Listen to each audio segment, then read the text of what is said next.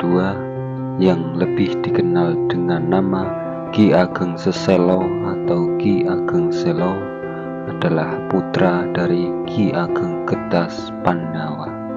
Siapakah Ki Ageng Getas Pandawa? Ki Ageng Getas Pandawa adalah putra dari Raden Bondan Kejawan. Raden Bondan Kejawan adalah putra dari Raja Brawijaya V.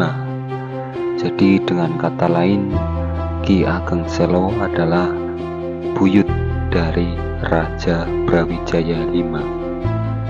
Ki Ageng Selo adalah sosok yang soleh, yang kesehariannya mengajarkan pandangan hidup yang dituangkan dalam sastra serat Pepali Ki Ageng Selo.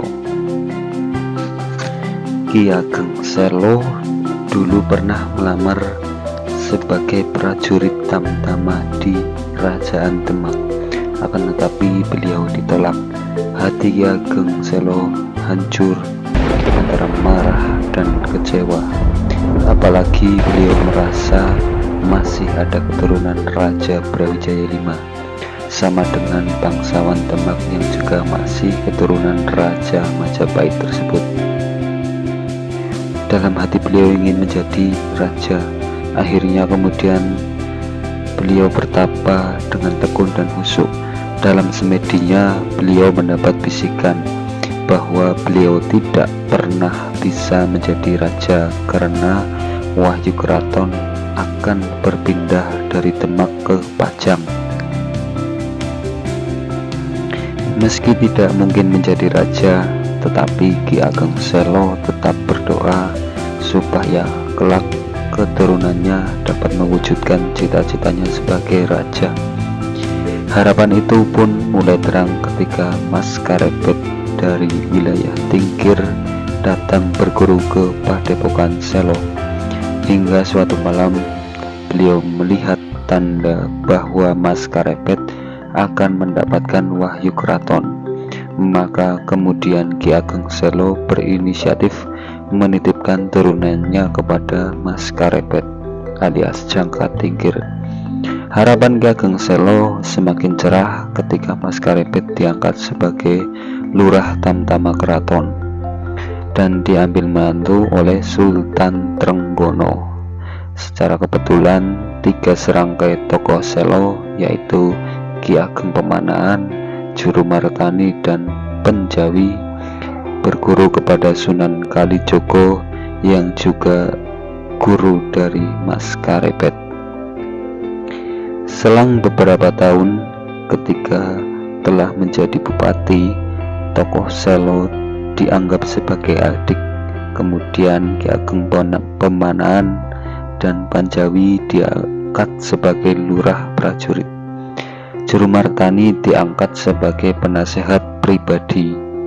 Ki Ageng Henis, ayahanda Ki Ageng Pemanaan, diangkat sebagai adipati di Pajang, bertugas mengajarkan agama Islam di lingkungan keraton Pajang, sekaligus sebagai penasehat spiritual Islam Sultan Hadiwijaya. Dan Sultan berkenan memberi tanah perdikan di Laweyan, Surakarta. Bahkan Danang Sutawijaya, putra Ki Ageng Pemanaan, diangkat sebagai putra oleh Sultan Hadiwijaya.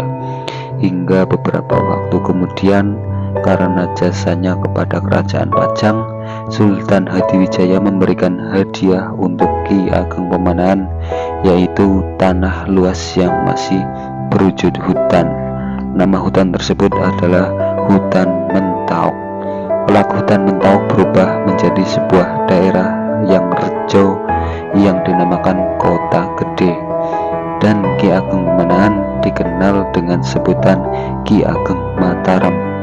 Dan kelak takdir mengantarkan Danang Sutawijaya mendirikan kerajaan Mataram Islam dan bergelar Panembahan Senopati ing Alogo Sayid Panatagomo Tanah Jawa.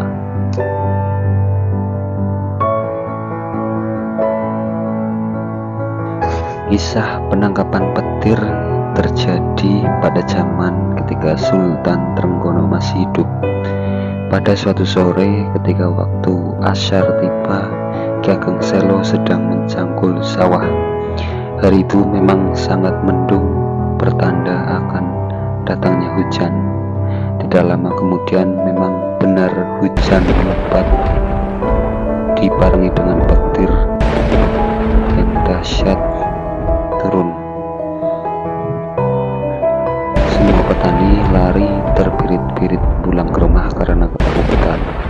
Tetapi Ki Ageng Selo masih tetap mencangkul di sawah. Pada saat Ki Ageng Selo sedang enak mencangkul di sawah, datanglah petir menyambar Ki Ageng Selo. Petir menyambar cangkul di genggaman Ki Ageng Selo.